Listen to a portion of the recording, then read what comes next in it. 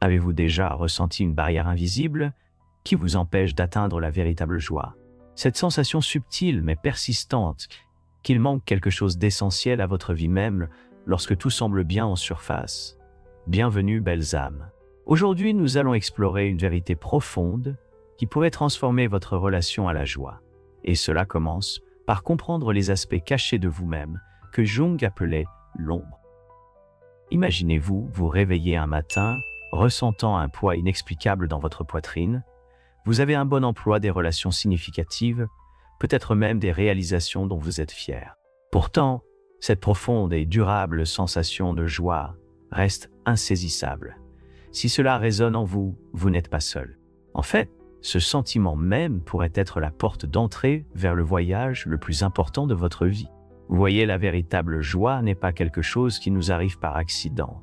Ce n'est pas une coïncidence chanceuse ni un éclat temporaire de bonheur. C'est quelque chose de bien plus profond. Un état naturel qui émerge lorsque nous osons regarder au-delà de la surface et guérir les parties de nous-mêmes que nous avons gardées cachées. Comme l'a dit Carl Jung, l'un des psychologues les plus influents de l'histoire, jusqu'à ce que vous rendiez l'inconscient conscient, il dirigera votre vie et vous l'appellerez destin. Pensez à Sarah, une directrice exécutive qui semblait avoir tout compris. Pourtant, chaque fois qu'elle s'approchait d'une avancée majeure dans sa carrière, elle se retrouvait mystérieusement à saboter son propre succès. Ce n'est qu'elle a commencé à explorer son monde intérieur, qu'elle a découvert comment les souvenirs d'enfance, où on lui disait qu'elle était trop, avaient créé un schéma inconscient de retenue. Mais c'est là que cela devient intéressant. Et si vous trouvez de la valeur dans ces réflexions, assurez-vous d'appuyer sur le bouton d'abonnement pour rejoindre notre communauté d'âmes sur le chemin de l'éveil. Les parties de nous-mêmes que nous essayons de cacher ou de réprimer, nos peurs, notre douleur, nos blessures passées, ne sont en réalité pas nos ennemis. Elles sont plutôt comme des messagers, portant des informations cruciales sur notre chemin de guérison et de joie authentique. Considérez ceci. Chaque fois que vous ressentez ce poids inexplicable ou cette résistance, ce n'est pas un signe qu'il y a quelque chose de mal en vous. Au contraire, c'est une invitation à regarder plus profondément, à comprendre ce que votre esprit essaie de vous dire. C'est comme avoir une pièce verrouillée dans votre maison que vous avez évitée pendant des années. Oui, ouvrir cette porte peut sembler effrayant au début, mais derrière elle se trouve le trésor même que vous recherchez. Le chemin vers l'éveil de votre esprit et le déblocage d'une vraie joie commence par un simple mais profond changement de perspective. Au lieu de voir vos luttes intérieures comme des obstacles au bonheur, et si vous pouviez les envisager comme des étapes vers une connexion plus profonde et authentique avec vous-même, il ne s'agit pas de forcer la positivité ou de prétendre que tout va bien.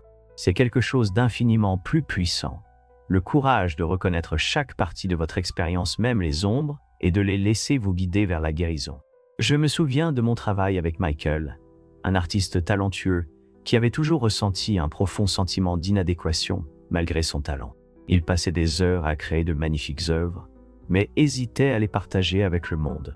Grâce à notre exploration des idées de Jung, il a commencé à comprendre comment ce schéma de doute de soi protégeait en fait une part plus jeune de lui-même qui avait appris à rester petite et invisible. Lorsqu'il a commencé à donner une voix à ces aspects cachés de son expérience à travers l'écriture et la réflexion consciente, quelque chose de remarquable est arrivé. Non seulement son art est devenu plus profond, mais il a découvert une joie à le partager qu'il n'aurait jamais cru possible.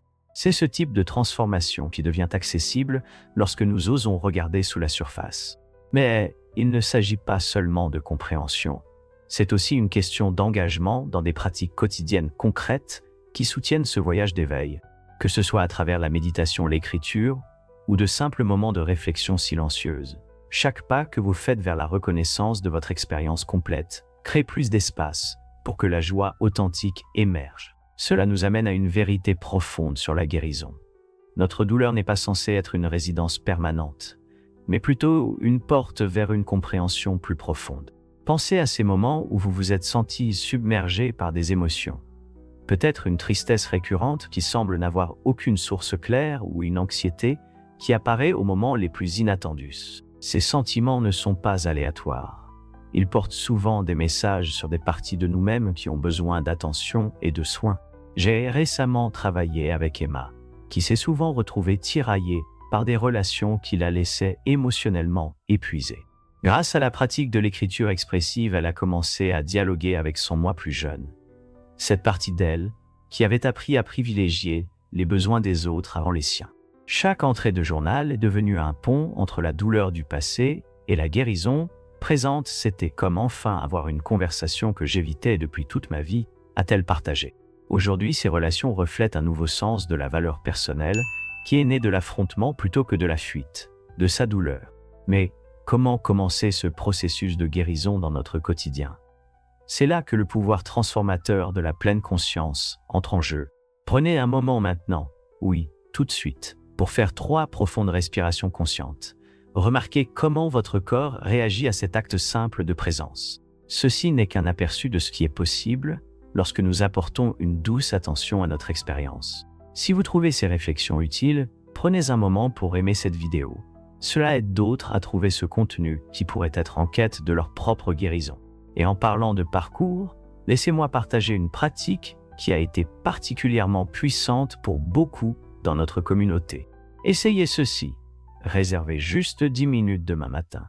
Trouvez un espace calme, peut-être avant que le monde ne se réveille complètement. Fermez les yeux et observez simplement votre respiration, sans essayer de changer quoi que ce soit, juste en témoignant.